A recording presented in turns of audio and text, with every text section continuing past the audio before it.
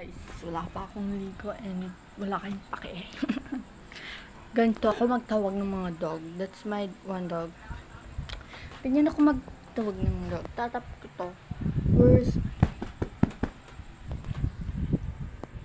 And when they